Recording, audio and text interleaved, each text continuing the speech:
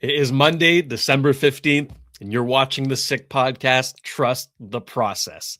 Folks, it's going to be a fun show today because we're talking Habs, of course, like we do every Monday.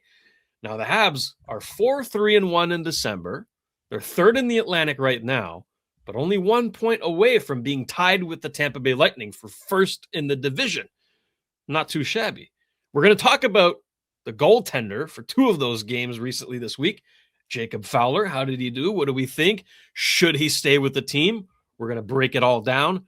And Snake, I mean, the hockey world was shook this weekend when the Minnesota Wild and the Vancouver Canucks made one of the biggest blockbuster trades in recent memory.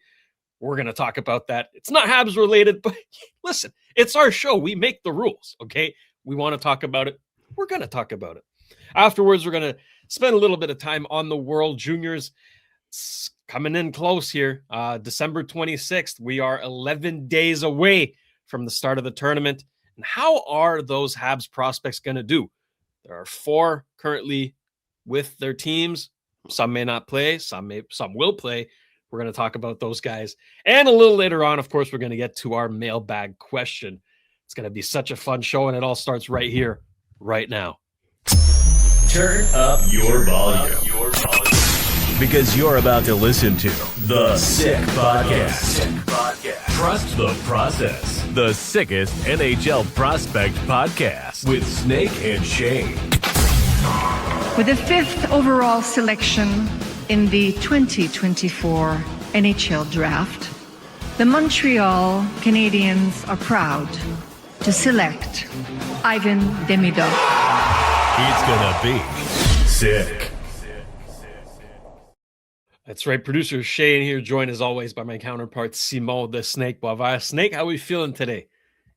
Doing great. When you have a blockbuster like this, you're just happy to be able to comment on it. Exactly. And it involves young players, right? That's kind of why we're going to talk about it. Yeah. There's three young components and a first round pick involved in this trade. So we're going to break it all down, Snake, but just want to let the viewers know that we will be taking a little holiday hiatus on the show briefly. Okay. This week will be our last week of the year. However, we'll be back in the new year. Okay. So just so you know, on the 18th, Thursday's show will be our last for before the holidays. And Snake, I mean, let me ask you, have you packed your bags yet? Oh, you mean for Anaheim? Yeah. Let's talk a little bit about that. We're gonna have some stuff to talk about when we come back, eh? Yeah. I'm going to Anaheim for a week, and I'm going to go see the Sharks, the Lightning, and the Wild. There we go. Nice coincidence. Very nice coincidence. So coming back on the 3rd, so we have a show on the 5th. We'll talk about this, and obviously the World Juniors. When we record on the 5th, it's going to be gold medal day. Yeah. That's going to be perfect timing. Perfect timing for you as well. Get to see Quinn Hughes in a Minnesota Wild jersey. First impression last night, he scored a goal, big win against Boston. But then again, Zeev Buium of the Vancouver Canucks now also scored a goal and an assist. So the trade was Quinn Hughes to the Minnesota Wild and to the Vancouver Canucks, Zeev Buium, Marco Rossi, Liam Ogren, and a first-round pick. Pretty good haul there. Did Vancouver get enough, however? Do you think they could have gotten more?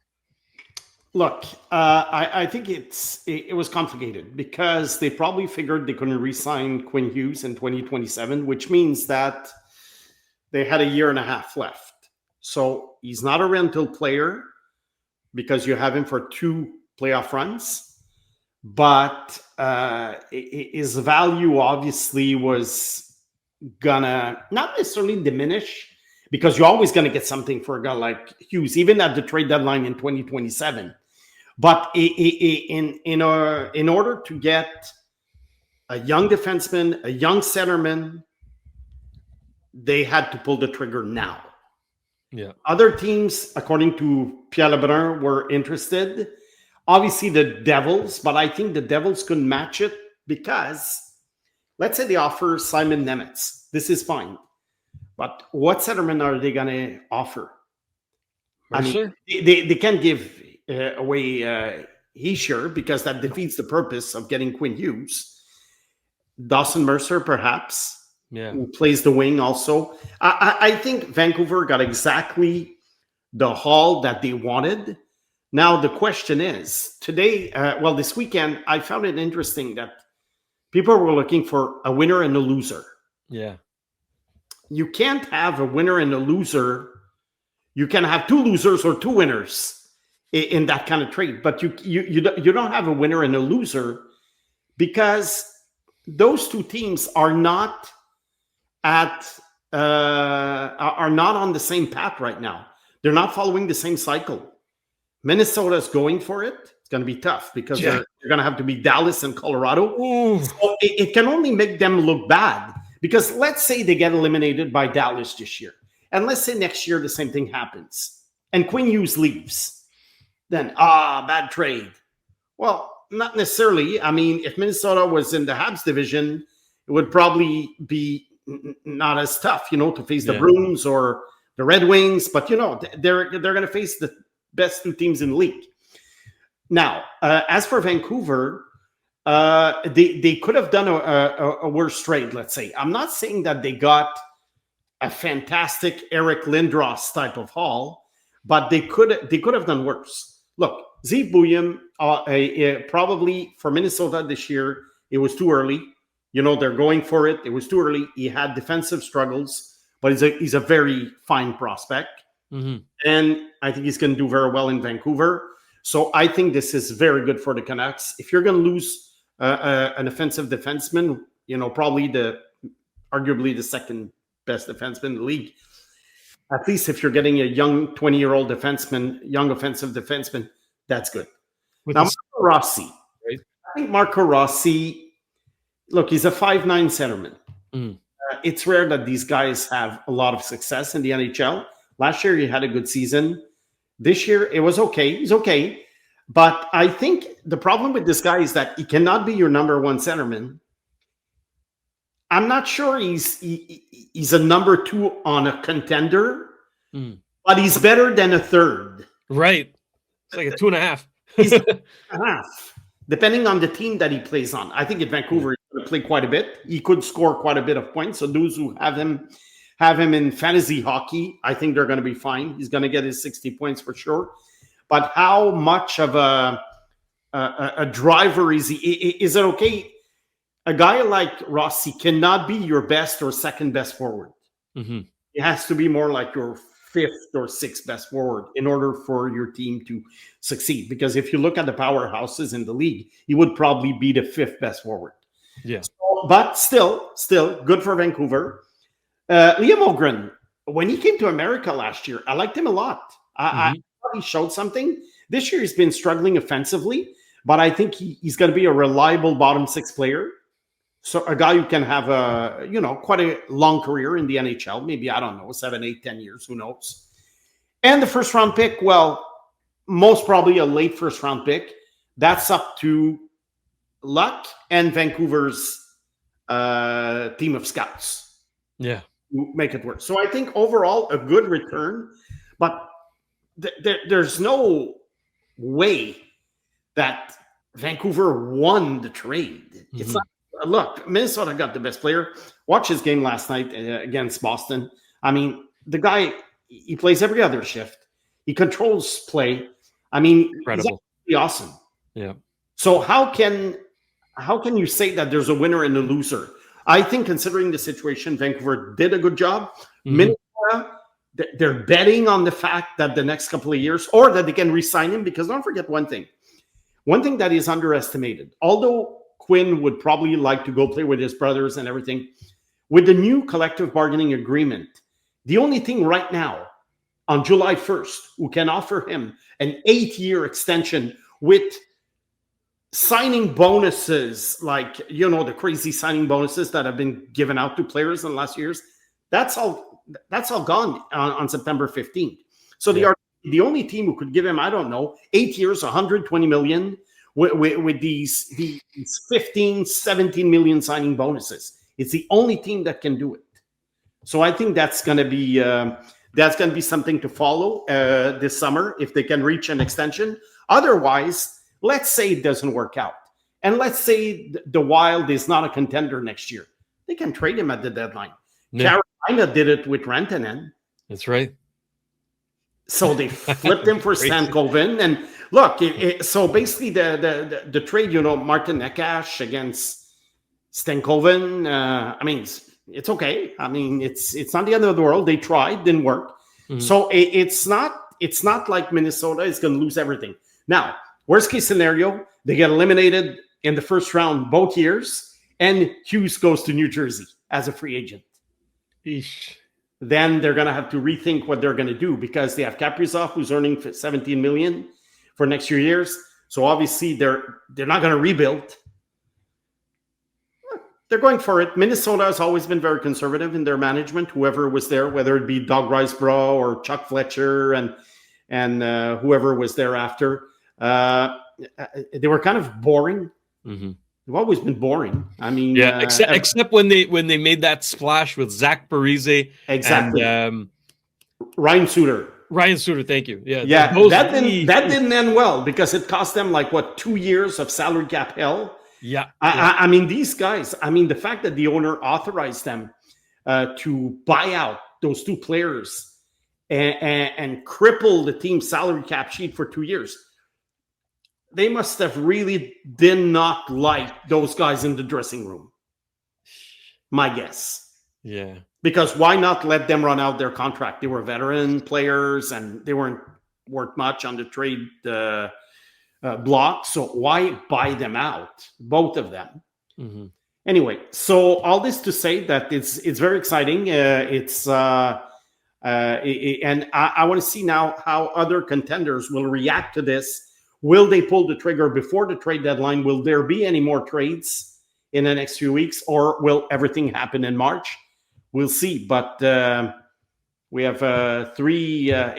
Look, one of those three teams, Colorado, Dallas, Minnesota, will be gone. Yeah, in the first round. That's ridiculous. That sucks. That really sucks. We had a conversation about this last week, and this year it's even more relevant. Awful. What did you think of the trade overall? Listen, I love these big fireworks, right? Yeah. I was at dinner, okay, at Vago Italien, by the way. A big shout out to them. They took great care of us. They're a sponsor with the Sick Podcast. We were celebrating my mom's retirement, and I get the notification that Quinn Hughes is headed to Minnesota, and dropped my phone in my plane. I mean, it just But I love these kinds of moves. It's like, yes, go for it, do it, and I respect it on Vancouver's end as well, right? And Snake, this is what I wanted to talk about, a little more in depth. We're not going to spend too long on this subject. Of course, we're going to go back to the Habs pretty soon, but this is exciting. This is fun. This big trade, right? And Vancouver has just told everyone we're rebuilding. We are rebuilding right now. We trade away the franchise guy, the captain, one of the best players in the league. You're rebuilding at that point. So my question to you now, what's their next step? Who's next on the trading block? Well, I see Habs fans wondering if they could make an offer for Elias Pettersson, who's obviously having a better season this year than last year. Yes. Yeah. Yes, it's Mr. important Referee. To remind everyone that Elias Pettersson makes $11 million a year, and that's where I was going. Has a full no trade clause. So he would need to lift that, and there would need to be money coming in return. So it's a very complicated deal to make happen. But yes, keep going. Yeah, well, that was my point. Basically, okay, 11.6 for a guy who obviously does not deserve 11.6 million a year. That superstar salary. He's not a superstar. He's not been a superstar in the last couple of years. I don't think this is the kind of player that the Habs need, because he's been a little bit soft in the playoffs. They don't need a guy like this. And even if it was given to them, I think the only way it could work is if Vancouver retained, let's say, $3-4 million a year, and they ask for basically nothing in return. And that's not going to happen. Mm-hmm. So no, it's not working. But can they trade him? I think it's a possibility. Who else could they trade? The Connor Garlands, the Brock Bessers, but Brock Besser just signed an extension. So they're going to stuck with these no movement clauses, the fact that there's long-term contracts. Look, let's not forget that until last year or until this year, Vancouver was trying to win the cup somehow. Yeah. And I think they did a very bad job because 5 years ago, they were on the rise. I really like that team. Really, really like them. They were on the rise. And then, they made these silly trades, getting Ekman Larson, and who was like really not on the way up. I don't know. Thatcher Demko was injured, et cetera, et cetera. I mean, it very, very disappointing for Canucks fans. Honestly, I really thought 5-6 years ago when they got Quinn Hughes and they had Pettersson and Blockbuster, and I really thought they were a team on the rise. That I don't know if I thought they were going to win the cup, but at least I thought they were going to be contenders. I thought they were going to make at least a couple of Final Four appearances. And then, boom, it's all gone. Yeah. After years of not being very good, if you remember, pre-Quinn Hughes. Yeah. And it sucks for fans out there. I have to say. Yeah. Well, hopefully they actually trust the process and go with a full rebuild here, top to bottom, clean house, start from scratch, keep the young guys, do it again. We'll be following that team more closely now to see what they end up doing. If they do a fire sale this year, it'll be so much fun to watch. Yeah, they could be the next Chicago, San Jose. There you go. We might have a new rebuilding team. This is exciting. Yeah, trust the process. Every year, new topics, new teams to follow. Yeah, this is one topic that we very much enjoy, talking about those rebuilding teams. If they are sticking to the plan or not, if the plan is good or not, time will tell with the Vancouver Canucks. Snake, let's move on to La Belle Province now. Before we get to the Montreal Canadiens, however, I want to take a little trip over to Laval for a second. Yes. Okay, they are still first in the North Division in the AHL. They are 17-8 so far this season. But in the most recent game against the Toronto Marlies, I'm sure you've seen the clip. Things went south, and a few players were suspended. Yeah. Alex Belzile, Laurent Dauphin, and Joshua Roy all got 3 games. Samuel Blais also got a game, all of which for jumping off the bench and joining in a fight. Michael Pezzetta, who is no longer beloved in Montreal, got 3 games for a hit to the head to Mark Del Gaizo. My question to you in regards to that, Snake, obviously this means that, 3 veterans are out for a few games. Yeah. The young players are going to have to step up. Who are you looking at to kind of pick up off that loss, if you will? Well, right now, what happens also is that the Habs recalled some players. Owen Beck. Yeah. Jacob Fowler, but not really. And then Adam Engstrom, right? Engstrom, Jared Davidson. He's still with, he's still with the team, yeah. Yeah, so who's left in the young player category? Obviously Reinbacher. Mm-hmm. There's Florian. Big minutes. But, can you really count Philip Meshar as an impact player? Is Joshua Roy a young player per se anymore? It's going to be tough. I think it's mostly going to be they're going to be on survival mode for a few games. Mm-hmm. And this is the thing with American Hockey League rosters. That's why you can't predict the Calder Cup. That's it. You can't bet on these things because the purpose of the farm team is to help the parent team when there's injuries and when players underperform. So they're decimated right now, the Rocket. Mm-hmm. We saw it against Bridgeport. But look, the game only ended 2-1. But I think honestly it's going to be good for Reinbacher. Okay. Because I want to see him in a context where he has less support and basically he becomes the man. Yeah. And that's what I want to see. I want to see him being, challenged. I want to see him play 20 minutes per night. And I like his season so far. I like what he's becoming. Yeah. So I think because that's, like I said, that's the purpose of Laval. Look, it doesn't really matter if they lose a few games or what. What's important is, are the young players developing properly? Because if you win games with a bunch of veterans, it's fun for fans who go to the game and they enjoy, a good show. But really, in terms of the future of the Montreal Canadiens, what matters is the young players. For sure. So I would say that Runbacher is the man now to follow in the next few days. Excellent. Well, we'll keep an eye on that. But now, talking about those players that the Laval Rocket lost due to call-ups, the main one, of course, being Jacob Fowler, who made his NHL debut in Pittsburgh against the Penguins, just like Ken Dryden did, just like Patrick Roy did, just like Carey Price did, and just like they all did. He won that game. 4-2 win, 36 saves on 38 shots, good for a .947 save percentage. Now, the next game in New York, Martin St. Louis figured, listen, this guy clearly gave us a boost. Let's go with him again. 5-4 loss, 23 saves on 28 shots, .821 save percentage, okay? Obviously, there's context missing in what I just said, right? But overall, what have you seen from Jacob Fowler, and what should the Habs do with him now?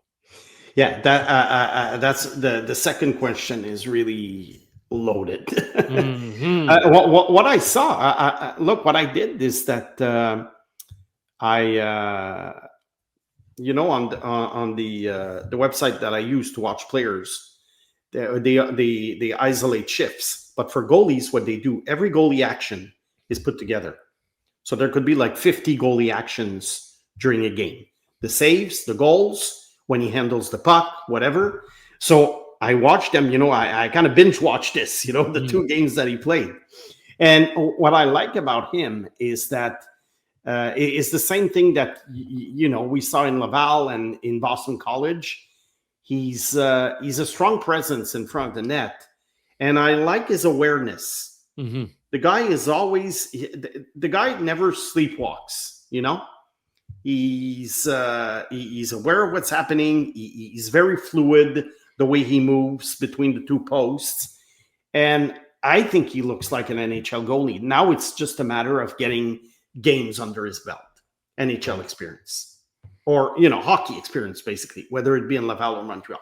So I still think, I know it's a very small sample and we're kind of overreacting to, some people were overreacting on Thursday, and then they overreacted again on Saturday. I mean, goalies are going to have games where they're more efficient than others. There's also other, contexts also that we need to take into consideration. So I still think he's a Habs goalie of the future, and maybe closer than we think. Now, what should they do? I don't know what they should do, to be honest. But I'm going to try and guess what they're going to do. I think, and because we've seen patterns like this in the past with goalies, it's very possible that they give him another start when they lose a game, because now they won with Dobesh yesterday, so obviously they're probably going to come back with him. It's possible that they give him another start, and then if the next so-so or bad game that he has, they probably will send him back to Laval. Mm-hmm. But now the holidays are coming. They're going on a road trip. And there's a roster freeze also for Christmas for a few days. So, and I don't remember the Rocket schedule by heart, but I know that there's a big break for the American Hockey League for quite a few days. Between let's say next Sunday or next Saturday and December 27th, I think there's a long break. So maybe they're just going to keep him around. So look, it's how many days are they off? Do you have the schedule or 7? So they play the 20th, and then their next game is the 27th. 27th. So I know the NHL doesn't play on 24th, 25th, 26th, but the Habs have games between the 20th and the 24th. So that's my opinion. My guess is that at some point he'll go back to Laval. But once he comes here, and it's going to be for good. But now they probably don't want to keep 3 goalies. They're going to have a decision to make at the end of the year, especially if Fowler does very well in Laval. Maybe he's going to get another call-up. It's all up in the air. Yeah. But I think I would be surprised if Fowler was not one of the 2 goalies when they break training camp next October. There you go. With whom? I don't know. Montabo is still under contract. We shall see. We shall see. Dobesh, I think, is a restricted free agent. I think he's going to need a new contract, if I'm not mistaken. So, but I doubt the Habs will have either 3 goalies or Fowler in Laval next year, unless he has a very, very bad second half, which I doubt. That's it. Now, there's 2 other guys that we need to talk about in regards to their future, short-term future, with the big club, that being Adam Engstrom and Owen Beck. Yeah. Personally, I've really enjoyed this second call-up for Adam Engstrom. I think he's been really, really good, especially in Pittsburgh. Like, he was excellent in Pittsburgh. Look, he's 22. He's 22 years old, and I'm going to be brief. Just keep him up. There you go. He's earned his spot. And Owen Beck, I mean, listen, he got called up for, I guess, being a reliable bottom 6 player, good on faceoffs, good on the forecheck, can chip in a goal here and there. He did get a goal. It got called back, however. But the point is, I think he's been okay. Faceoffs, he's been great, actually. Does he deserve a few more games? Yeah. Or look, I always saw a possible NHLer in Owen Beck, but I always saw more of a 4th liner. And I know that's, I remember Tony talking about 40 points a year for Owen Beck. I think he got carried away. Our buddy got carried away with this. I see a 4th liner, but I see a guy who could stick in the NHL at some point. I don't know for how many games, but I do think he has the profile. And this is actually the profile of a guy who is usually drafted early in the second round. Early in the second round, chances are he's not going to make the NHL, but if he does, it's usually as a 4th liner or a number 6 defenseman. So if he reaches that ceiling, I think it's fine. I don't think he's going to be a point producer. I think he offensively is going to be pretty irrelevant, but on the score sheet, let's say. But he's a big guy, and they need big guys. So keep him around. Keep him around for a while. Yeah. It's thick. I got to see him in person, and this guy works out. I can tell you that much. Oh yeah. Let us know in the comments section. Let's ask the viewers here what they think about those 3 call-ups: Jacob Fowler, Adam Engstrom, Owen Beck. What would you do with them? At the time of the recording, no news has come out. Okay, we don't know. Maybe by the time this comes out, someone's sat down, someone's called up. We'll still ask you the question: what would you do? Snake, the World Juniors are 11 days away. Let's start with Michael Hage here, because obviously, most of our viewers are from Canada, and I'm sure they're rooting for him to do well, and the team as well. He's been taking line reps with Tisha Ginla, who we had talked about it last week. Yeah. We both said they'd be on the line together. Yeah. And Braden Coots, Vancouver Canucks prospect, down the middle. So Hage is actually playing right wing for now. However, he's been taking face-off reps with, I think they brought in a face-off specialist to the little training camp they have, but he's been taking a lot of those drills. So that'll be interesting to see. Do you like that line combination first and foremost? And what can we expect? Well, obviously with Ginla, this is exactly what we talked about. Goal scorer. I think with Coots, it's fine. Coots is a fun player. He had a few games in Vancouver at the beginning of the year because he had a very good sequence in preseason in training camp. I like the line. Whether he plays center or wing, I don't think it's a big deal. He's playing center at Michigan right now. I mean, it's at the World Juniors, they're going to have a lot of centermen who are going to be moved to the wing, because if you have 6 or 7 centermen, you can only have basically 4.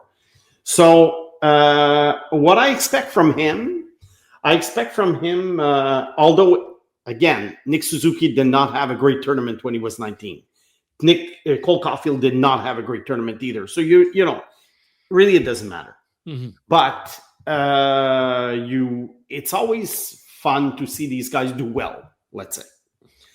What I expect from him, I think he's going to be a contributor, maybe not a top player, but I don't know if he's going to get power play time. But I think he's going to be a contributor. Second power play unit for now. During the line reps, he's been second PP. Yeah. Okay, it makes sense. I think he's going to be a contributor. That's what I think. You're going to hear his name. You're going to see him, do things with the puck. And like I say, he's not going to be, let's say, he's not going to be the go-to guy, but he should be a contributor. That's what we expect. And, if he doesn't do well, it doesn't matter. Yeah, that's it. Now, to me, the World Juniors for 19-year-old players, as let's say a scout or an analyst or an observer, to me it's pure entertainment. It's not a make or break deal like, Michael Hage scored 7 goals, he's a future star, or Michael Hage didn't do well, he's gonna bomb. Look, Ryan Poehling won best forward.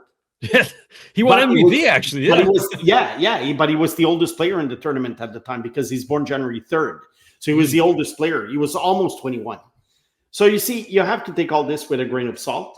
Romanov was best defenseman at some point. He's good. He's good with the Islanders, but he's not a star by any means. So you have to take this with a grain of salt. It's a 19-year-old player tournament.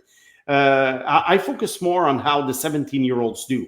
Yeah. But I read this morning that Verhoff and Karels on defense are on the 4th pairing. So who knows if they're going to play very much. I don't think they're going to play very much until unless they do extremely well in camp. But I think the roster is pretty much set. So that's my thing on Michael Hage. Last year, I don't think the Habs had any players at the tournament, or if they had one, it was not like a top prospect. So it's going to be fun for Habs fans to see prospects this year. That's it, because there's 3 more. There's 3 more. We're talking about. Did LJ Mooney make the team? I didn't see any updates.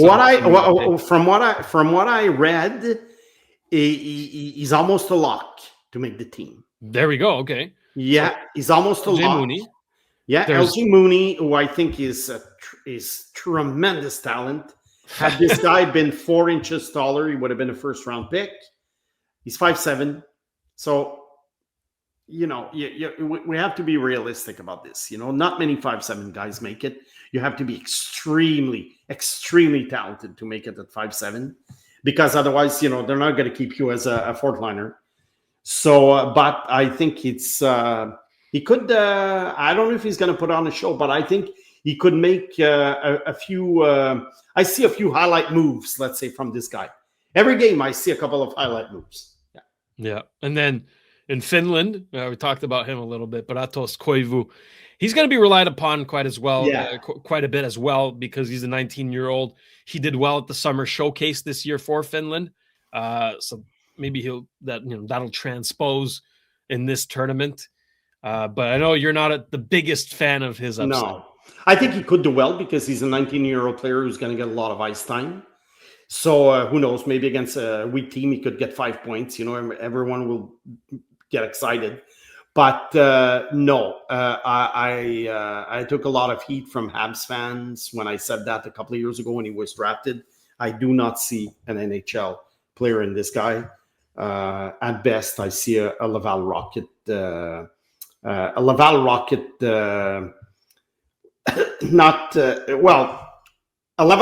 with a name, if you see my point. Okay, a crowd pleaser, because he's Saku's son. But I do not see an NHL player in this guy. And you know what? I know if he becomes an NHL player, I'll never hear the end of it. But you'll be the first to admit that, exactly. What, he did it. But for now, I don't see an NHL. Look, I have to be objective. I mean, I'm not a cheerleader, as you know. I don't work for the team. And I'm just there to just tell fans about my opinion for whatever it's worth. Exactly. And then the last one that Habs fans will want to keep an eye on is defenseman Carlos Handel of Germany. Probably won't have a big role in this tournament or on the team, but hey, you know what? He's He got drafted this year by the Habs. It's another guy to keep an eye on. Well, look, he's a guy who plays in the queue, so he's known to Quebec Major Junior Hockey League fans. Exactly. He was a 7th-round pick, I think. Obviously, he's a long shot to make it. He's fine with Halifax. He's a fine junior player. Obviously, representing Germany, it's a little bit easier to make the team than if you were like Canadian or American. But let's see how much he plays. It's going to be interesting to see him against the best teams, like when they play Canada or the States. Yeah. But already in the queue, we see that he's good for North America. Is he going to play for the Laval Rocket one day? Not impossible. Excellent. We shall see. Excellent. Well, the tournament gets underway in 11 days. I'm going to be tuning in for sure, and we're going to talk about it when we return from our holiday break on January 5th. Okay, that's the date. Now, before we move along, I think it's the perfect opportunity for me to thank our partners who make this show possible. I want to start off with a big shout out to our friends over at Cheapest T-Shirts. If you're looking for the cheapest prices on wholesale apparel in Canada, you will find them at cheapesttshirts.ca. They are proudly Canadian and trusted by thousands of customers from coast to coast. They deliver unbeatable value every single day. You'll always get the cheapest prices plus same-day shipping and even next-day delivery, so your order arrives fast. Enjoy free shipping on larger orders and a simple, easy-to-use website that makes online ordering a breeze. Get the cheapest deals in Canada today at cheapesttshirts.ca. And a big thank you, of course, to our friends at Betway. Don't select a bus with Betway and get a deposit matchup bonus up to $300 on your first deposit.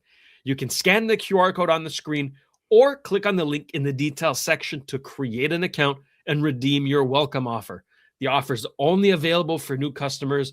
Terms and conditions apply. The offer is not available in Ontario, and you must be 18 years or older. Please play responsibly. All right, I think it is time to go digging in the mailbag.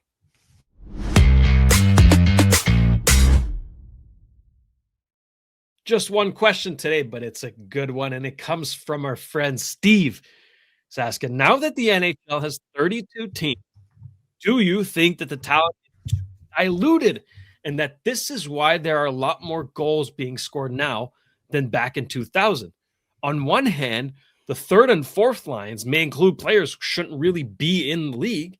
And on the other hand, several teams that are tanking are close to being AHL-level squads. Does the fact that hockey has developed so much elsewhere in the world, and especially in the U.S., make up for the higher number of teams?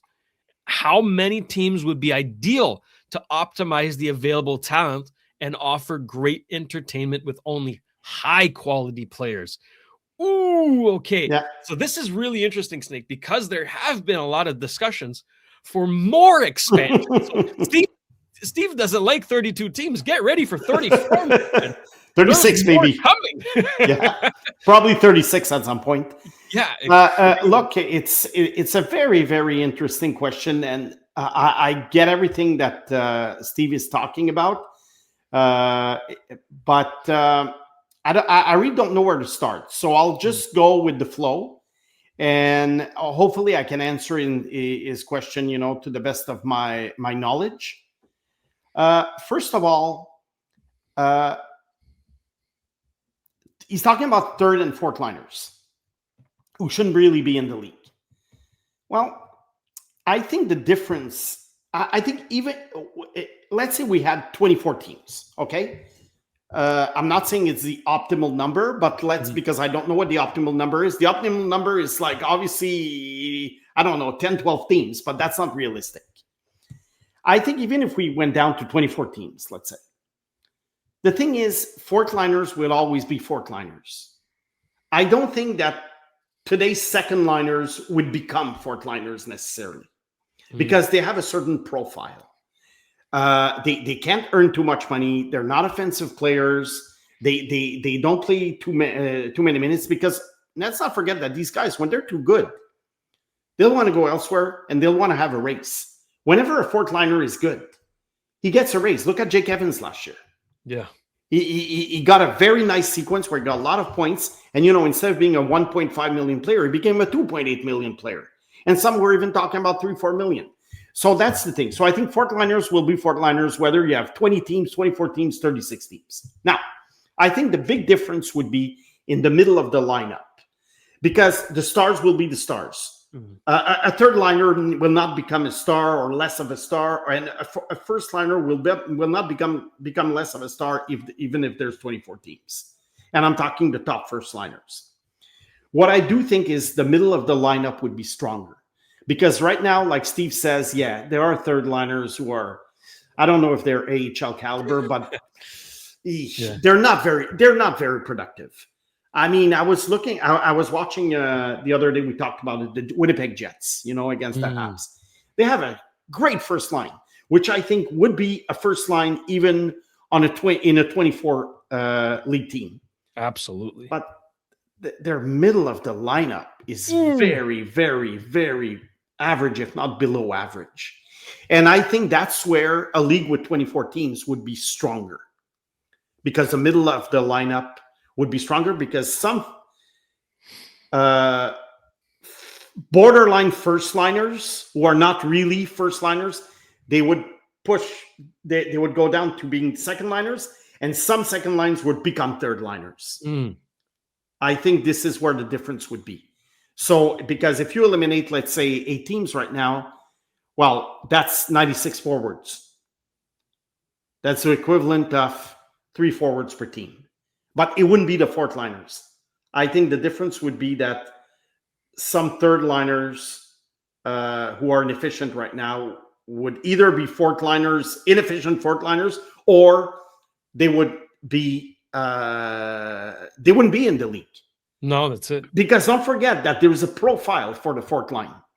There is a profile, and sometimes you see players. I'll give you an example. A guy who's been around waivers recently. Lucas Reichel. Yeah, waived again by Vancouver. Yeah, waived again. This was a guy who was perceived as a possible top 6 player at the beginning of his career. Now he's been waved around. Now, is he better than the fourth liners? Yes, he is.